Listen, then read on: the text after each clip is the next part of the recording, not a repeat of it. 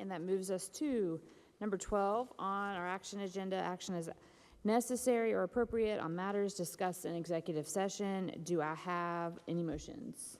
Mr. Hogan. Yeah, I'd like to make a motion to approve selected employment items shown in Exhibit A. Do I have a second? Mr. Satterfield. Any discussion? Seeing none, I will call for the vote. All in favor? That motion carries 6-0. Do any other motions? I don't believe so.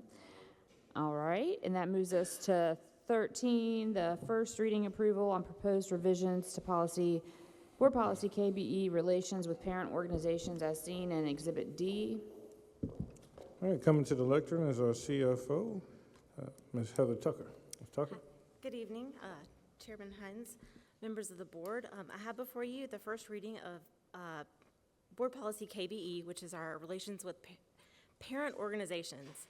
So last time I was up here and we had discussion, I brought before you the model policy. After some discussions and hearing what the board said, we went back to our current policy with a few revisions based on the law S-245. So everything that you have before you in black is our current board policy. The blue is the changes or revisions to this policy. The first one is in paragraph 2, which talks about the board reserves the right to prohibit any monies raised or used to benefit schools or district programs to the extent its use is inconsistent with board policies or determined to be not in the best interest of the district or schools or its students. This takes out the language that the board has final authority over money raised and gifted for school operations, just to make that very clear that the board doesn't have the authority to come in and take money from PTO organizations, but making sure that that money that is raised is consistent with the mission of the school and that is legal, is not something that would be frowned upon. So just clearing up that language. The third paragraph down talks about, it just takes out the what was in the board policy prior, talking about what organizations would need to do to register with the school, and that is now outlined in S-245, and the language that's in the next two paragraphs is directly from the statute with definitions of booster club, parent-led organizations, and then the registration process outlined in the state law.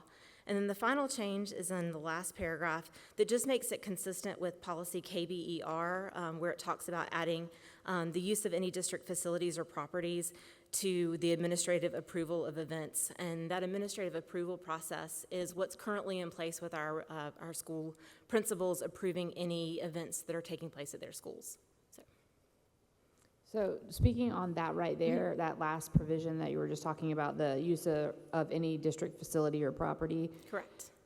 That's not asking the district office administration to be involved. That's asking each individual principal. Correct. So that's on the school level, not at the district office level? Correct. This language is already in policy KBER currently. The last bullet point was omitted from KBE previously, so we were just cleaning that up. But the administrative approval process wouldn't change from what is in place now. It would still be the principal of the school approving all of those fundraisers or events at the school and making sure that that anything that's going on at the school is consistent with our mission. Could we put that into the language of the policy that we're talking about, like the school level administration approval? The school level administrative approval? What do y'all think of that? Yeah, I agree. I was going to say, could we just say consistent with policy KBER? I mean, I think that's important because when I first read this, I was when I see just administrative approval, I think district office administrative approval, and that would just put one more thing on our facilities department. You know. So you're talking about adding in where it says these support groups need school level administrative approval. Would that clarify? I think it would. I think that would clear that up. And then that would make it where because each individual school has their own, they understand their own folks and what's important. And I mean, these booster clubs have typically the administrators for the school sit on these boosters as non-voting members. I mean, they're aware of what's going on. right. Sorry. Go ahead. You go ahead. I guess the nature of this and the reason for the change is to add the language about making sure the individuals controlling the money haven't committed financial crimes, correct? Correct. And so all the language that is in the last paragraph on page 1, that is directly from the statute, S-245, outlining what a booster club is, what a financial officer is, and stating that they must register no later than August 1st. That language is specifically from the statute.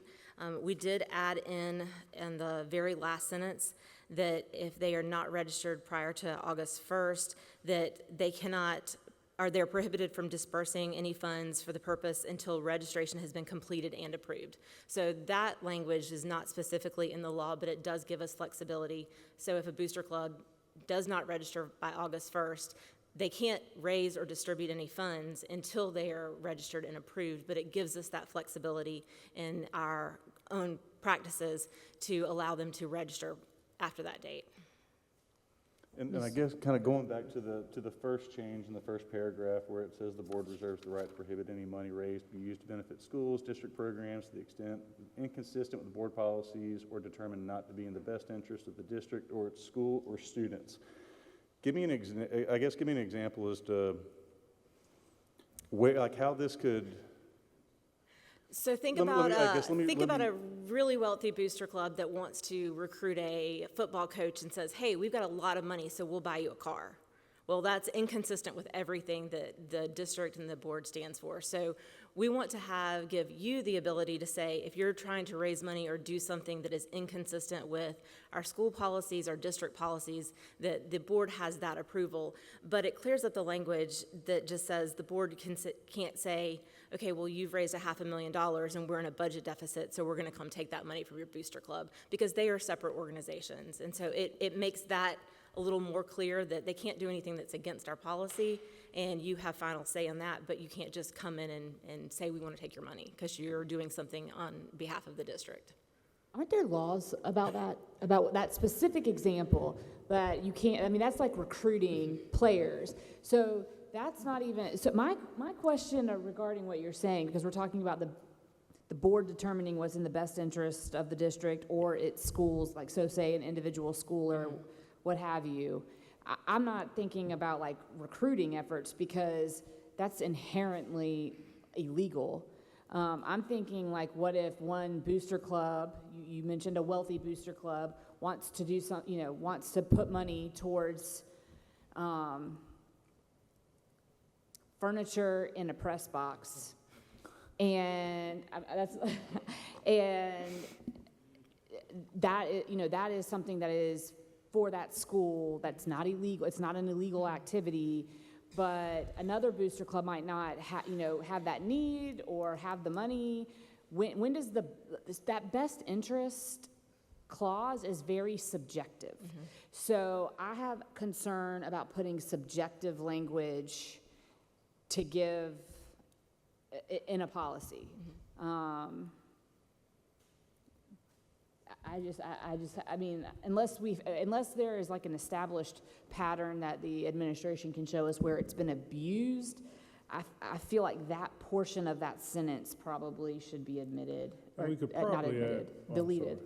I'm gonna let Dr. Ross add on to that, and then I'm gonna go to Mr. Satterfield and then Mr. Scully. And the only reason I was just commenting to your comment, that we could probably look at language like consistent to their charter, because each one has a charter. That charter already explicitly outlines why that booster club exists, why it has its tax exemptions.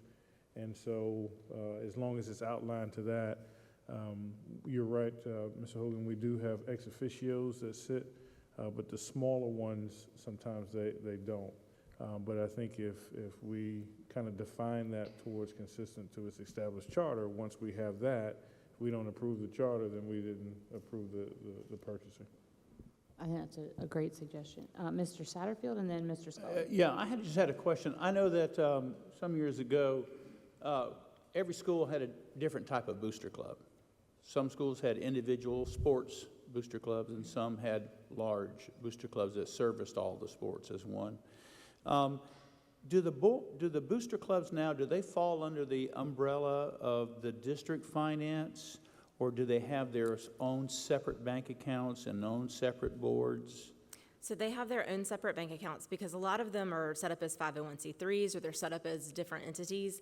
So right now, under current policy, Booster clubs are required by September 30th of each year to submit their audited financials, and audited from the perspective of they're supposed to set up their own audit and finance committee.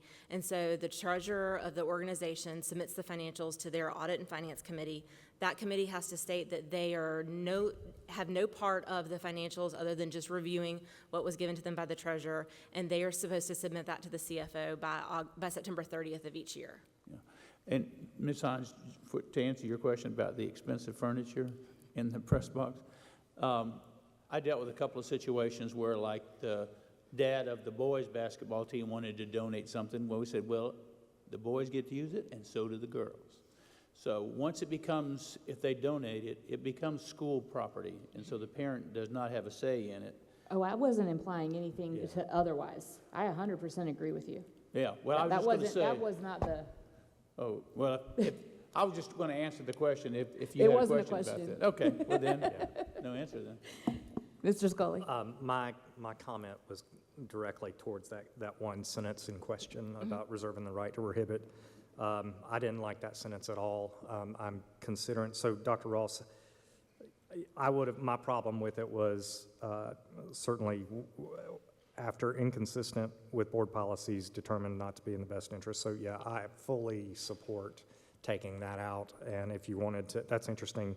I think inconsistent with its charter would be okay, but I would not go anywhere near anything beyond that. I think introducing politics into the board, having that, it's just not a good idea. So that's my recommendation. Thanks. And it's not even really politics. It's a matter of, we're not in every school, and Yeah, but when the board's and has that, it can become political, yeah. and it just takes that off the table. yeah, Mr. Hogan. I'm good. Ms. Huddle. I had a question. Ms. Tucker, did you say that the booster clubs, each one must have an audit committee? So each booster club right now, in our current policy, is supposed to have a finance and audit committee that is separate from the treasurer. And the treasurer is supposed to give them their financials for the audit committee to review and then submit them to the CFO by September 30th. That's in our current policy. Okay, thank you. I concur with, I think we should, that language is very fuzzy. The other thing I wondered is, the policy is kind of silent on what happens if they raise, if a booster club, for example, raises money and they want to use it for something that is inconsistent with policy, right? It's silent on that. So they would just, there's no way that the district would ever take their money or give it to somebody else. They would just be told, nope, keep that money. You've got to use it for something else. Correct? Okay. That was the reason for getting rid of that. The board has final authority over monies spent and gifted for operations. It just seemed very, after talking to some legal counsel, it seemed very open-ended about that if there was a deficit, that it almost opens the door for that. And since they are separate entities, we wanted to make that clear that they were not looking at taking their money. So, but I like the consistent with their charter language. Yeah, I think that I have a question about, like audit committees and audit procedures for school organizations and things like that. It's kind of a specific question, I guess, so I don't know how it ties into this policy, but I heard at a school recently that was doing like an online calendar. And I've only done it, I've done it like, I've seen it personally with like with an athletic team outside of District 5. So I know how it works, where like you donate, you can have folks that help you pay for fees by donating the amount of money for the day of the week or the day of the month. Mm-hmm. So like if you pick August 5th, somebody will donate $5. And typically it's used to help parents pay for athletic fees. So they do this, I've seen it over the years for different organizations. But I heard recently that the district has shut that down in schools because of audit issues. Does that apply? First of all, is that true? And does that apply to this policy? That I don't know. Okay, okay. I just, I can look into because that. I heard that it was shut down because of audit issues, you know, it wasn't auditable, I think was the term that was used. And it really wasn't a big deal, but it was a smaller school organization, not like a booster club or. You're you know. thinking or asking about specific like sports teams, like if a Or- certain or team or. like, yeah, or you know, a club Okay. or something like that. Is that something that this policy addresses or not? So if it's a parent-led organization, this policy would address just their structure and funding. But if we're going to say that they have to spend that money consistent with their charter, then if we're helping individual students, is that consistent with their charter? And so I guess it would just go back to that, Okay. the mission of the organization. Okay, I guess I got a little confused because typically when you do those types of activities, I guess, the money's going to the parent to help the parent offset fees for whatever it is that they're doing, whether it's band or music or, you know, jumping rope or whatever. Now, if the. And so when I saw that it got shut down, I was kind of confused because it wasn't necessarily going directly towards the school. And I didn't know if that was something, And I mean, could it was see a that if- parent-led organization. I could see if like if the band fundraiser wanted to do that and say donate money for each day of the week to the band to help offset costs to go to a competition. It's going to collectively to the band and not a specific student. And again, if that falls within the mission of their booster organization, then if they're raising funds to help support that band going to competitions, Okay. then that would fall within. Okay, this I just didn't policy. know if that needed to be addressed in this policy while we're talking about it. I don't know if y'all know what I'm talking about or have seen any of that, but it's that time of year, so it made me think about this policy. So do I have a motion because this is on the agenda for a first reading, but it would need to include the changes?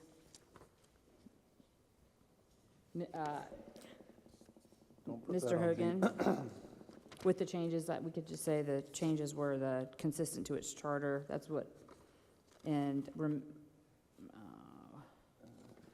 So it's gonna be a first approval, but the approval needs to have changes. I mean, I wanted to strike the whole first line. so but- what we discussed as a board was that we were gonna change the sentence in the second paragraph that's, and remove "in the best interest of the district or its schools or students," and add "consistent to." Do we just approve the reading and then they come back with a revision for the I second? think we need to reading? That's right. actually I wanna make identify sure what that the we- changes are in the motion, because if somebody's looking at the minutes, Oh, they're not gotcha. gonna necessarily see it. So the changes that I feel like there is a consensus to help with Mr. Hogan with the motion, would be that we would change the last part of the second sentence in paragraph 2. So it would be to replace "or determine not to be in the best interest of the district or its schools or students." It would replace that with "or determine not to be consistent Consistent. with the organization's charter." That's right. And Make that a motion.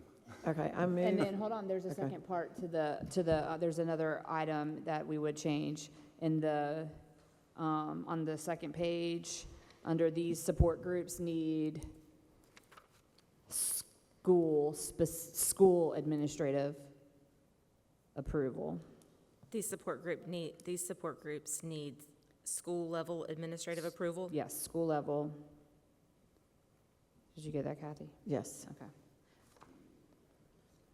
is that it? Yeah. All right, Okay. Ms. Huddle. All right, I move that we approve first reading of the proposed revisions to Board Policy KBE, Relations with Parent Organizations, with the following changes.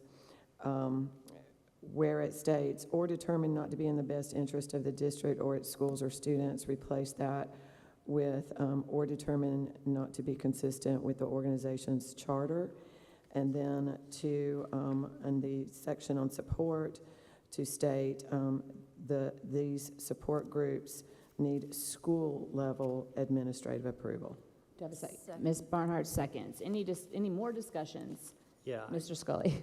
sorry, I was under I would change that sentence to just say, is inconsistent with its charter, period, and cross out board policies are determined. Is that what the motion was?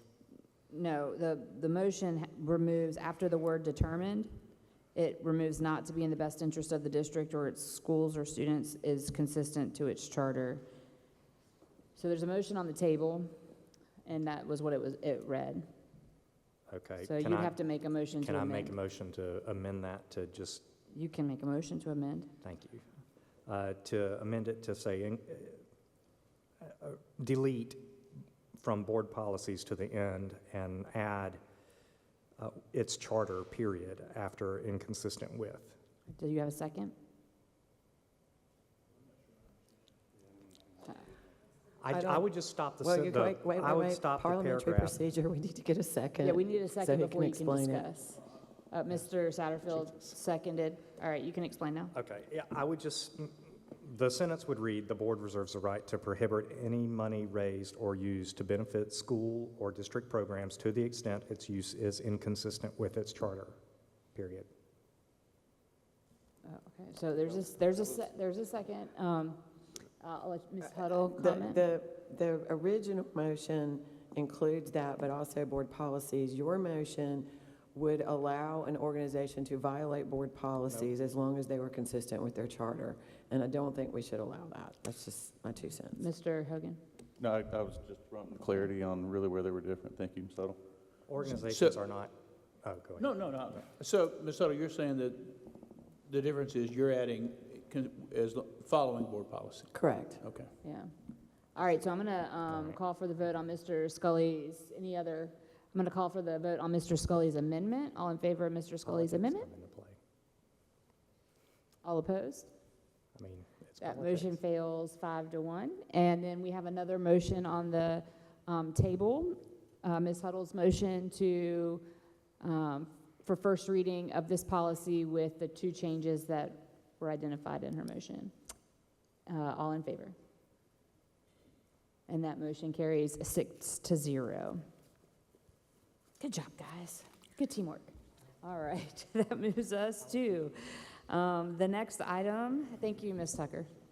That moves us to the next item on the agenda, which is the approval of the sinking fund reduction plan as seen in Exhibit E. And I'm going to turn that over to Dr. Ross. Thank you, Madam Chair, and members of the board and our community. I'm going to ask Ms. Tucker to stay there. She'll be joined by our bond attorney, Ms. Franny Hauser, and our from JFM, our financial advisor on phone, Mr. Jay Glover. Reason we bring this to you, and I'm going to kind of do a primer on what's called the sinking fund, is on July the 29th, the Lexington County Auditor visited Ms. Tucker and I to discuss the sinking fund. The question was, our sinking fund is not in alignment in terms of percent of fund or reserve as the other Lexington districts. As a result, we asked him, what is the guidance on what that sinking fund reserve should be? He says, well, there's no law on it or even policy, but do you have a plan to get it in alignment with the other districts? As you know, on July the 22nd, which was a week prior to that meeting, we had already approved $15 million that would reduce the sinking fund. Sinking fund being over about $22.4 million. We issued $15 million for needs that were not in the 5-year plan that would reduce that sinking fund. And so we shared that with him, and he said, well, is there a way that we could, is there any plans to reduce it even further? So our goal and our question was, what's the target? And the target was, well, to be in line with the other districts. I share with you as you heard in public participation, members of the community that have asked Mr. Harmon about our sinking fund. There was a Post and Courier FOIA request about the worksheets and those things. And we have a reduction plan already in place of that sinking fund. But what we bring to you tonight, as this is related to debt service millage, is giving our Lexington County auditor clear direction of how fast we are going to reduce this sinking fund. So I think it's better for me to do a primer for those who may not understand the difference in what we're discussing, because being very vague about it does create confusion. So I think it's always best to be able to cite your source. So in School Finance 101, we talked about the millage rate, which is a tax on real estate. We have the operational millage and the debt service millage. Operation is taxed on our 6% properties. Our 4% properties, all these homes that are being built up here for primary, does not contribute to operations. What we're going to be talking about today is our 6%, our debt service millage, which is our 4% and our 6% properties. So because we have these two millage rates, we did from our annual CAFRs going back about 11 fiscal years of our CAFR, you can see the operational and the debt service millage that is also posted for your review on our financial page. And so how do we use these? And I think it's very important for the public to understand as we engage in this conversation. So we need to understand our revenue sources. We have federal, state, and local. As Ms. McCaskill went over, that Title I that helps us with those reading coaches, that's where we get our federal. Our state, which is a huge percentage, 64% of our budget, which our teachers are, that's the state. And then we have local. So all of those contribute to our general fund operating budget.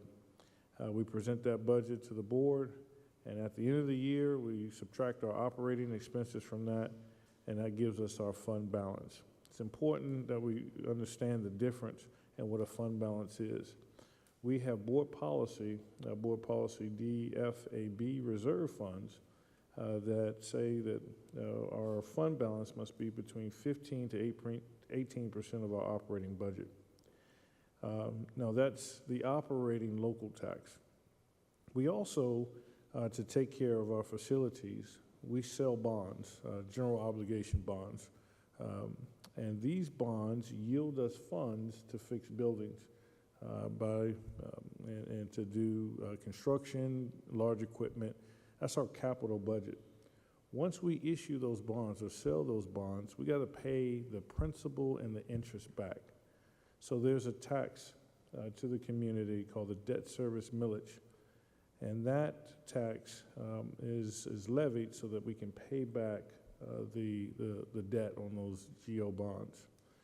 Once those payments are made, those debt payments which are scheduled out, those payments are made, the difference between the debt service tax and the bond payments. Now the payments are limited to the 8%, just as our borrowing is. And that difference is called the sinking fund. So what we're going to be talking about is that area in the blue, that sinking fund. Again, I say this, these funds are not in the district office or in a district bank. These are held at the county. We cannot use any of these funds to fix buildings or pay teachers or anything. They are to service the debt of those bonds that are issued, and those bonds are limited. We shared with our auditor that we haven't had a bond referendum since about 16 years, since 2008, and so we have to, we're under the 8%. We don't go over the 8%. Like some of our neighbors, to reduce that sinking fund. So we had a plan to reduce that. The question was, what amount do we want to be in terms of sinking fund percentage? So our plan is to get it to 14%. That would be in line with our neighboring districts. But it's important to keep a reserve, and I just want to understate that. By law, on the operations side, we must have a reserve. And it's important financially to keep a reserve on the debt service side. A lot of the payments that are on for these bonds, that are for the buildings that we need to fix, a lot of these payments, they come up before the taxes are come out. Some of these are scheduled, a lot of these are scheduled in September to be paid. So we keep that reserve there. The question is, how big is that reserve? How big should it be? So the plan we bring to you tonight is to bring that reserve to 14.1%. Now, how do we do that? We take the $22,472,145.15 that's in the sinking fund as of July 1st. You've already approved $15 million. That would reduce. We would ask for another $7 million today.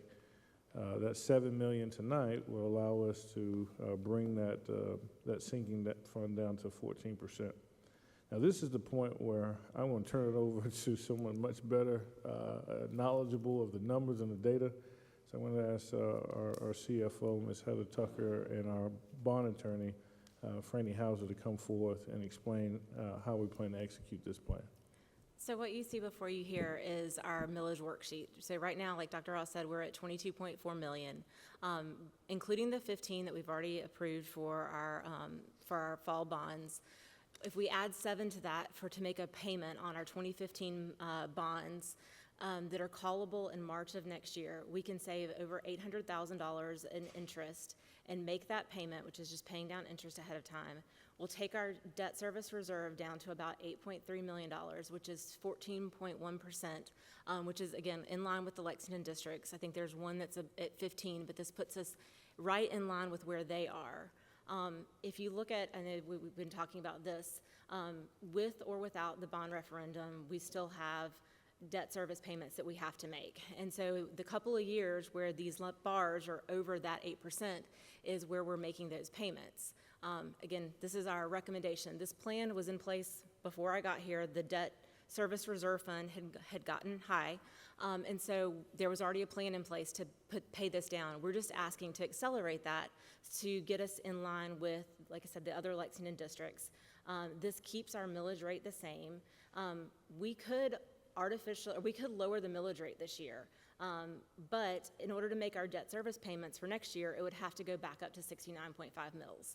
And so in doing that, we cause this disruption to our taxpayers. They're going to have a lower tax bill one year, and it's going to go right back up the next. And so this keeps us consistent, but also spending down that debt service reserve fund. If you look at historically, I know Dr. Ross showed, the millage, that's okay, here.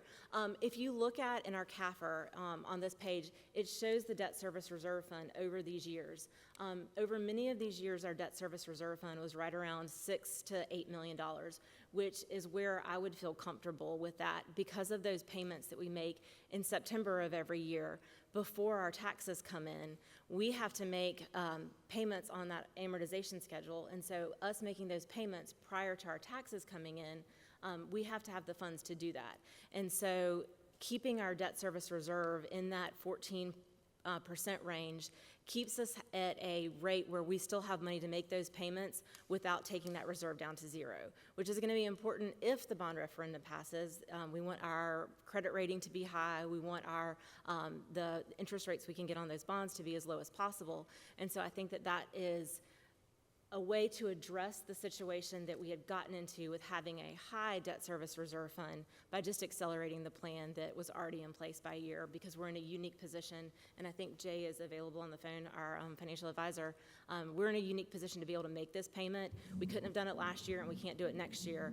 March 2025 is just a unique time where that bond is callable, and we can make this payment with no penalties, and like I said, save over $800,000 in interest. Okay. I don't know if you had anything to add. No questions? Okay. Do I have any questions? Ms. Huddle? So can you go back to the chart with the 2015 bonds on it, the bar one? chart? No. That one. Okay, so the bonds that you're talking about paying off early are the 2015? The 2015, they're the gray at the bottom. So they are, there's a portion of them that's callable on March of 2025, so we can make a $7 million payment towards principal. Okay, and those bonds, though, mature all the way through, it's tiny, what year is that? 2029. Okay, so those bonds would mature all the way through 2029. And correct me if I'm wrong, but those are all at 3%? We're That's paying correct. 3% interest on those bonds, That's correct? Okay. How do you get that our millage rate would go up next year? Because when I don't know what bond disbursements are scheduled to be next year, but it looks to me like they're lower than this year. And if I take this year's bond payments and I divide by the value of a mill, I get 59 mills. So we have, in the calendar year of '24, we have about $47 million worth of payments to be made. And then in calendar year '25, we have, I think, 19. And Jay, correct me if I'm wrong on that. Exactly. So, you know, you set the bond millage rate for 2020, we'll set it next year. So it would be based on 19 million, and you're dividing by a mill to 625,000. So I get that the millage rate would actually go down. So Jay? Well, yeah, and this is Jay Glover from PFM. I think that assumes that you issue no additional debt to fund needed capital projects. The debt service millage would go down in a stagnant environment where you don't fund your, CIP, I think is probably.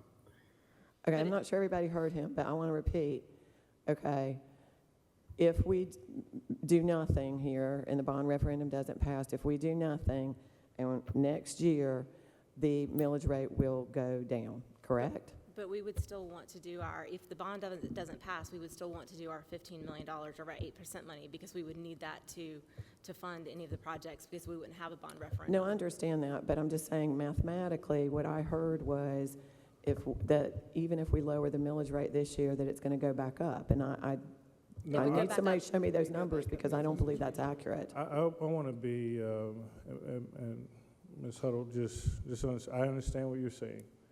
But I need you to combine that sentence. If we leave our buildings alone and don't touch them. Okay, but we're not that's- talking that's- about that's what you're buildings. saying. No, No, if the bond no. referendum, I get a chance to speak on every item, and I would like the opportunity to speak. All right, if we look at our obligation is to take care of the facilities. To say, let's do nothing and the tax rate will go down, of course, but we have to combine that sentence. Our responsibility is to prepare great facilities for these buildings. So what we have in our plan is, if it doesn't pass, maxing out our borrowing, and of course, in order to take care of the facilities. The only reason that we issue debt is to take care of the facilities. So if you want to make that comment, just attach it to the reality that we're planning not to do anything with the facility. Okay, we don't know what we're going to do with facilities. All we know is that we have bonds that are outstanding, and those bonds will come due every year for the next several years, and there's interest on those bonds. And mathematically, if we lower the millage rate next year, it will not cause the millage rate to go up the following year. The only way the millage rate would go up the following year is if we issue bonds. That could happen, but I just wanted to clarify that statement. The other question I have is, what is the cost of doing this? What are the administrative, legal, and other fees that we would pay to do this? So there are none. I mean, the bond is callable, and we can make that payment. Okay, there are no fees to call bonds. No one, you don't get a fee, SCAGO doesn't get a fee, nobody gets a fee. SCAGO really wouldn't have anything to do with this. We are not charging a fee, and it's my understanding that the financial advisor is not charging a fee. There may be a few $100 fee to the registrar paying agent to issue and distribute what we call the conditional call notice, but that would be less than $1,000. Okay. But hold on one second, but it would save us $800,000? $820,000 in Okay. interest payments. Okay, I got a question about that. I did the math based on, if you go back to the other statement, you don't have it in here. If you go back to the CAFR, I haven't seen this year's, which I realize it's not audited, but I did ask for it to be shared with the board. Do you have that? So the payments, this is the schedule of that we're. No, the schedule out of the CAFR, the debt reduction schedule that shows the beginning balance and all of that. We It have has the that. interest We have on that, it. we can share with you. If you take the fiscal year ending 2023, because I didn't see 24 yet, and you take the interest on that and you divide it by the average balance, we earned 4.7% money, 4.7% interest on the taxes. So why would it make sense to take money that we're earning 4.7% interest on it and pay off 3% debt? Well, we're not guaranteed that interest, and right now, that fund is sitting with the LGIP, our local government investment pool, and Richland County is making a little bit higher than our Lexington County LGIP is, but we're not guaranteed that 4%, and so who knows what the economy is gonna do. We're not guaranteed that 4% in perpetuity moving forward into 2029. I would rather conservatively take the savings of $820,000 and pay this down now while we know we can save that money. Okay, well, Also- but if interest rates go down, we can make that decision, but if, Can I share one? I just want to Sure. answer your question. That's the math question. I think the superintendent's question is, we've just been charged with overtaxing. So to hold that money to collect interest when we're charged with overtaxing, the best thing is to use that money for what it was taxed for. It was taxed for servicing debt. So we want to service that debt. We have a unique opportunity on March 1st, 2025 that we did not have March 1st, 2024. We will not have this opportunity March 1st, 2026 to service debt. That's what it was taxed for. So that's the reason. If you look at when all of that worksheets were queried, you look at the interest we've earned on that, and we've earned more interest than the other districts, even Lexington 1. So I think our goal is now to use those funds to actually call that debt. Dr. Ross, If- real if quick, I could can you clarify- explain what you just said? You said we're charged with overtaxing. Can you explain that? So, I mean, we heard it in public session, public Okay, so you mean participation. we haven't been charged like by an entity? Right, I'm We have- sorry, It's an accused. accusation, okay. Yes, thank you. And if I could clarify, that this coming March 1 is your first opportunity to redeem debt. And there will be a savings in the interest cost over the life between March 25th and 29, because the plan is to make a payment on the debt that's the farthest out, the one that you'd be paying interest on the longest. It's not accurate to say you couldn't do this again on a March 1st. But you wouldn't have this opportunity again, because it is very likely, based on your understanding from the county auditor, that if this amount, $7 million that we're talking about, if it's not used by March 1, 2025 to redeem debt, it's not going to be there. He's going to reduce the millage. So you don't get two bites at the apple. You're not going to continue to get interest earned on the $7 million. In effect, it will not be there. And so if you wanted to take advantage of a redemption in a later year, you would either need to have other additional monies in your sinking fund, or you'd need to do a traditional refunding where you borrow money in order to pay off and save money. So the really sort of the beauty, if you will, of cash redemption is you don't have to pay any of that. You don't pay interest on the debt, on the cash that you're using, and you don't pay the fees that you would pay for a refunding. But just to be technically correct, this isn't the only opportunity. Theoretically, you would have opportunities in future years. Yeah, Mr. Satterfield? Yes, I agree with Dr. Ross in that I don't think you can talk about these things in isolation. I mean, they go hand in hand. Let's say that in March 1st, we pay the $7 million. How much of our 8% money would be available to us for some of our projects? So we would have that 8% money available because we'll pay off the $15 million that we just issued. We'll pay that off and we'll be able to do another 15 in the spring. Okay. The reason I ask that is because I know that the referendum is a little over $240 million, and it meets, I hate to say the minimum, but it there are so many needs that our district has.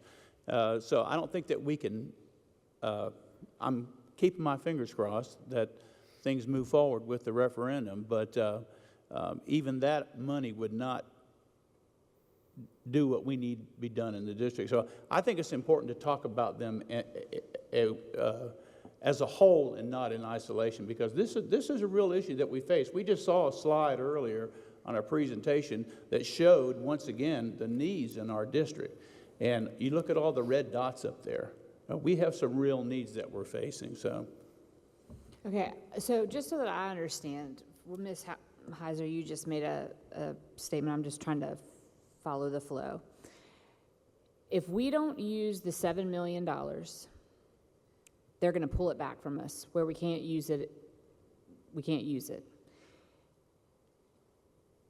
So like if tonight we didn't, you know, if we don't use it, we can't use it. And and the auditor will reduce the millage rate. Correct. Okay, And so- so it's not like they're going to withdraw $7 million from your debt service fund. It's your millage is going to go down. And so you're going to lose $7 million of revenue from your debt service millage. Okay. So if we use it tonight, can the board at a later time during the school year decide to lower the millage to the 59?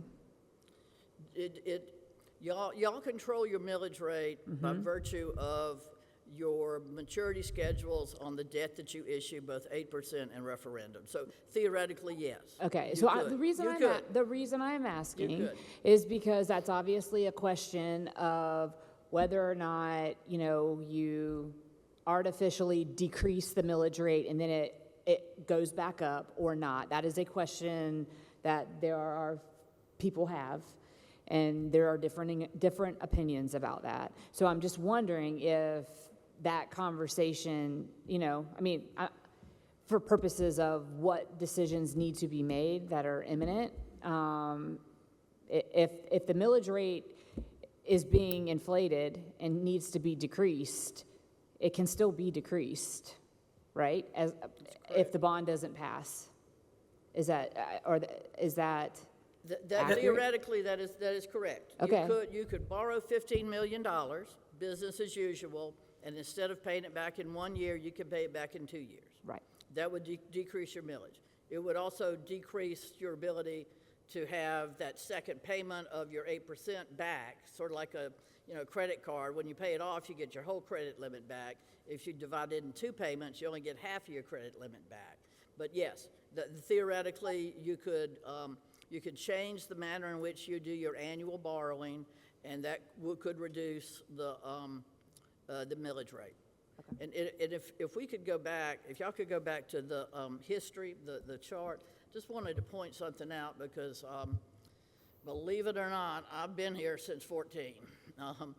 Also have not been nearly this involved with your millage and the sinking fund. This is sort of a new thing here in the last few years. But if you look at those millage rates, traditionally, this district, like many, maybe most school districts, have adopted the concept of millage stabilization, where the board establishes an appropriate debt service level for your community. And literally, your finance people help y'all borrow as much money as you can within the millage rate established by the board, because that's the policy that y'all make. And in the 50, you had it in the 50 range, at 75, 75, 73. That all related to the new elementary school. And I was literally standing there the night that the motion was made to pay it back in 3 years, because the board had options. There were a 3-year option, a 5-year option, a 7-year option, and the board voted to pay it back in 3 years. And so there you go with the 75. Then there was here, y'all made a decision to have that 69.5 be your next target. And I think Marty Rawls had just started as your CFO. And so what we're really talking about tonight is not like you're doing something that people don't know about or you're trying to take advantage of your taxpayers. It's your sticking with your policy of millage stabilization. Now, if the value of your mill is going up faster than is being reflected, then those adjustments do need to be made. And I think with all the attention that's been brought to this issue now, on a going forward basis, I would certainly predict that the future boards would have that information and take advantage. And if your millage stays at 69.5, you might borrow more money every year because you would need it. Or if your referendum passes, the 69.5 does pay for the referendum. So I just wanted to point out that this is part of a policy that has been in place for a number of years. Okay. Mr. Scully, then I'll comment, sorry. One issue I want to kind of hit head on is we have heard tonight about overtaxing. Ms. Tucker, you are our CFO. I have not spoken to you about this, so I have no idea what your answer is going to be. But I'm going to ask you straight up. As our CFO, are we overtaxing? I don't think that we are. I think that and just again, learning the history of this, it sounds like the few years ago where we had some money tied up with IRMO, I think the 8% money was tied up with IRMO, and we weren't able to borrow where we were borrowing historically. And so that caused that debt service reserve to creep up because as the money continues to grow, it's earning more interest. And if we're not borrowing to the highest capacity level that we can, that fund is going to grow. And so we do need to keep it at a rate consistent with our surrounding districts. And so, like I said, I think that 14%, which puts us at about $8 million in that, is a comfortable place to be, knowing that we can still make our payments before our taxes come in, but that we're not driving that fund down to zero. Now, we are in a reassessment year with Richland County. Lexington County is next year. So all of this may change as we look at our tax base. I mean, we can adjust that as we learn those things, but I think making a decision to change it before we know the outcome of those reassessments, I mean, who knows what they're going to come back like. And so I think that as we work through those and we learn what our tax base looks like after a reassessment year, we reevaluate, and we can always come back and look at this again. But this is an opportunity to expedite the plan that was already in place to reduce this, knowing that this had grown to a point where we'd like to bring it back down, and we have an opportunity to do that in 1 year, or to accelerate it in 1 year to get us consistent with the other districts, which is a place where I feel comfortable. Okay, and then thank you. And one comment, and then I'm going to come back to you with another question. The word disingenuous has been thrown around tonight even. I think would it not be disingenuous to assume out of all of our facility needs that we would not issue debt next year to fix and address our capital needs to help repair and build up our schools? Would that would be disingenuous, is to assume that we would not issue debt next year and therefore raise our debt service requirement back up. Another thing that has kind of been going around in the community by certain constituents is that there's and you, Ms. Heiser, you kind of mentioned it about, sleight of hand, as if the administration or the district is doing something nefarious. As our CFO, have you witnessed anything nefarious going on in our district and financially? No, I mean, and I think Dr. Ross alluded to this. This money is held at Lexington County Treasurer's Office. As the CFO of this district, I could not go to the bank and take this money out and put it in our operating account. I have no control over this. Richland County collects taxes. Lexington County collects the taxes. Richland County does not send that money to us. Richland County sends it directly to the Lexington County Treasurer. They are the only ones that have access to this money, make the payments, and if we lowered our millage rate to a point where we couldn't make the debt payments, they would increase it to where we're going to make those payments. They're not going to let us default on our debt. So as the CFO, I have no control over this money other than to make sure that those payments get made. And so I don't think that there is anything nefarious going on with this account. It's not like we have this slush fund sitting in a drawer somewhere where we can access it. This is only to service debt. Okay, Ms. Huddle. I have a question. I think this is for either Mr. Glover or Ms. Heiser. The $7 million will be used to pay off prior bond referendum bonds, correct? So the paying off those bonds does nothing to increase our ability to borrow 8% money, correct? That's correct. Thank You're you. right. I have a motion to make. I move that we reduce the debt service sinking fund by reducing the debt service millage rate to 56.7 mils. Second. Any discussion? Yes, and I have some documents I'd like to share, and I apologize to the public that these are not online, but I can explain what I'm talking about. So if you'll go to the slide that shows the auditor's calculation.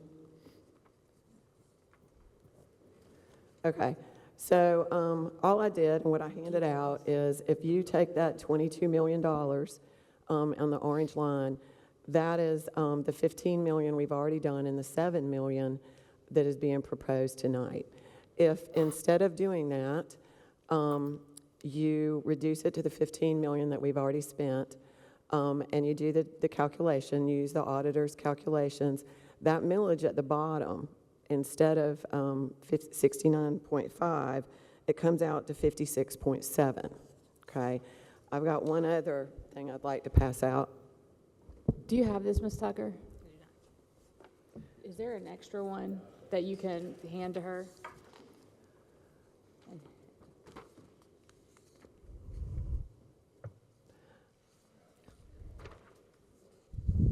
And you've got, everybody here has, all the board members have the Excel version of that file. All you got to do You is sent change, this today? days ago, several days ago. Okay, I just haven't seen it. Yeah, you can change the 22 million to a 15 million, and it mathematically changes the debt service mills to 56.7. Okay, the other thing I handed out, and it probably looks familiar to Ms. Heisner, because that is the debt service, the millage rate schedule that was presented to the board and voted on by the board in May of 2019. And it shows that the millage rate jumped for Piney Woods. That was the plan. Guess what else it shows? That it's going to go right back down after 3 years. That's what the public was told, okay? They were told, this is temporary pain, we're going to lower the millage rate back to where it was before. And we should have done that 2 years ago, and we didn't. And I told everybody here that we should have. I gave everybody the Attorney General's opinion. It's a basic calculation. We didn't do it. We got a song and dance about how it was okay to have a big, high debt service fund, and it wasn't. And here we are. But the point is, this 56.7, if we do this, this will be in line with exactly, a year too late, but exactly what the public was told back in 2019 when those rates were raised, and that it was supposed to be a temporary increase. Now, I have something I want to put into the minutes that includes all of this, but it also includes a calculation, okay? If we reduce it back to where it should have been, a $400,000 assessed house, it will lower their property taxes by $204.80. Now, that might not sound like a lot of money to everybody, but to a lot of people it is. It's been a rough couple years for people. We have people who are on fixed incomes, who have retirement programs that they don't get annual salary increases. We have new people buying homes who are going to be faced with increasing their escrow payments because of this. Richland County just had a reassessment. Lexington County's getting ready to have a reassessment. This money belongs to our taxpayers. The money was taxed to them to pay for the bonds, All right, and we've been keeping it. Ms. Huddle, okay, we've heard. Any other, and I'm not trying to be rude, but this is. Well, technically, under Robert's Rules of Order, I've got 20 minutes, and I'm not going to use it, but I really don't like getting cut off. Okay, Ms. Huddle, I have been told that I could only speak for 3 minutes at meetings before. So I know you have an election to run and that you want to get stuff on there, and I'm trying to be very respectful. this That has is anything to do with her uncalled election for. at all. That's You know, uncalled no, for. but You this- ramble, you let other people ramble. I'm I've not let you rambling, talk. I'm Okay. explaining All right, something. we're done. Finish the Done. conversation. You can I snap that apologize. all I you want apologize. to. You know, You need to stop. I've been talking about about this for years, ever since Okay, I Ms. got on the Huddle, board. everybody knows that, and we Yeah, can and talk you all about it on broke, you Facebook. So, do we have went any against the other- Attorney do we have General's any other opinion, and now items? here we are. There is a motion on the floor. Is there any other discussion before I call for the vote? Ms. Tucker, with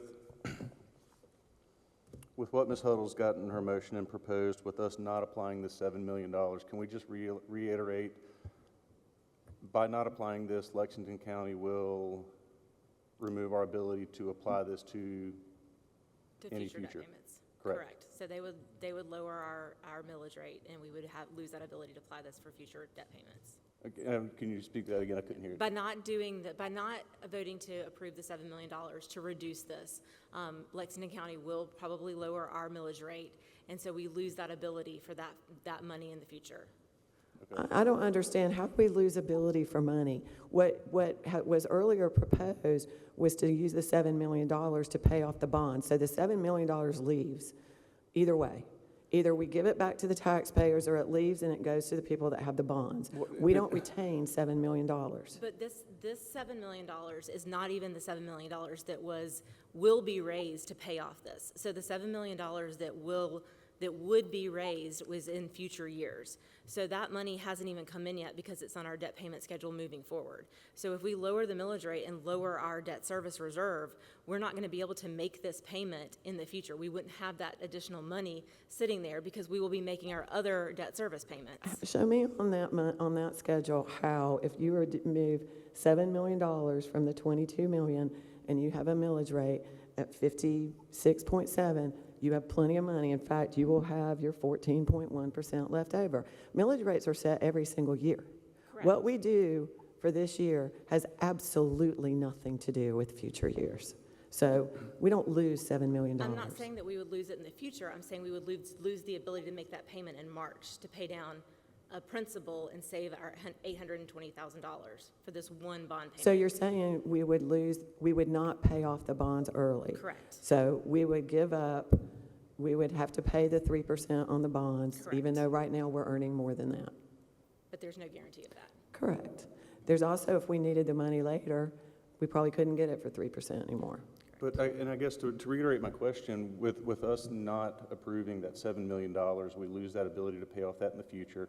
We lose out on, I think you said it was $800,000 in interest we would save, and that we would still have the ability to adjust millage based on future needs after that. Correct. You set the millage every year, so. Correct.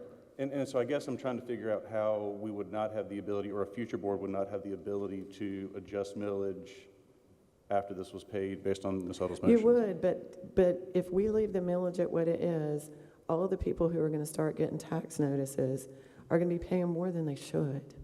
So yes, a future board can always decrease it, but what about the people now? What about the people that have overpaid for 2 years? And I guess the question I've got, and where I'm trying to navigate, Ms. Huddle, there is a solution that the school is bringing to us with how they're going to allocate these funds and where we're going to see savings. We went through this 3 years ago. I think they came to us asking us to refinance a bond. That's different. We did it to save interest. This is not going to save interest. It's going to lose interest. And I guess where I'm getting at in that particular scenario, where they came at us to refinance this bond 3 years ago versus when we actually came to the decision to refinance this bond, rates did change. And we didn't save as much as we originally anticipated had we acted. So I'm trying to figure out, if this board makes the decision to pay this $7 million or not pay this $7 million, what is it going to look like in 6 months, 6 years? That's my only question. I'm not Right, opposed to where you're at. I'm all about paying less But taxes. this is not about lowering interest rates. It's about making the auditor happy. So the question is, do you want to pay 3%? Do you want to pay back bonds early at 3%? Or do you want to lower the millage rate for your taxpayers? Because the goal isn't to save interest. The goal is to lower the balance in the fund. What I want to do is for my child to be able to walk into a school and it not be raining on her head because This the has ceilings nothing are to do falling with apart. that. No, when you talk about lowering the millage, it affects that. No, it We've doesn't. gotten Y'all so clearly don't many understand it. This Call the is about question. paying back bonds. It does nothing to change The anything paying about the back the schools. bonds is what we can borrow. Oh, God, Call y'all the don't even question. understand it. But- We need to get a but- class. Call the question. I'm calling the question. All I'd in like to favor? just Okay. reiterate just one more time. You're saying $7 million goes away. Where does it go? So if they lower the debt service millage rate, so we're going to not collect as much as we would, and so we wouldn't have that money because we would have to make this payment in March. So we have that money there now, and we can make this payment in March. We wouldn't have that opportunity next year because we would be collecting less if we're still going to do our 8% money in the fall and the spring, which one of those is our $15 million for just regular maintenance that we do every year. I mean, that is just trying to put Band-Aids on where we are right now, and without being able to do that, we're going to end up in worse shape moving forward. So saying that we would not do any of those 8% debt is saying that we're not even going to do basic maintenance on our buildings that we have right now. All right, I'm calling the question. All in favor of Ms. Huddle's motion? All opposed? Motion fails 4-2. Mr. Hogan? I'll make a motion. I'd like to make the motion the board approves and authorizes and directs the redemption of a portion of the 2029 maturity of the 2015 B bonds not to exceed $7 million on March 1st, 2025. Second. Mr. Scully seconds. We've had discussion. I'm calling for I the have a vote. question, Miss- though. Is there going to be another vote on this? When are these have to be called? This is the vote. Don't we typically take multiple votes on a bond issue, a call? No. Okay. So, Ms. Heiser, when does the actual call have to be made? The call date will be March 1st of 2025. Okay. And this is I think it's on your agenda tonight for action because the county auditor needs to know, and we need the ability to deliver the amended notice to levy and collect, which is why I think it's on tonight for action and not just discussion. That's But right. doesn't there need to be a separate vote to actually call the bonds? Not based on this resolution. The resolution authorizes the superintendent to take all the steps necessary to call the bonds, including the delivery of what we call conditional call notice. It also authorizes the board officers to execute the amended notice to levy and collect, and I think it directs the superintendent to deliver it. So honestly, I think it's all wrapped up in the resolution tonight. Okay. I'd like to I amend the motion to require a second vote before bonds are actually called. Do I have a second? A second. I need more discussion. No. Okay. It would, like, Can I explain? Sure.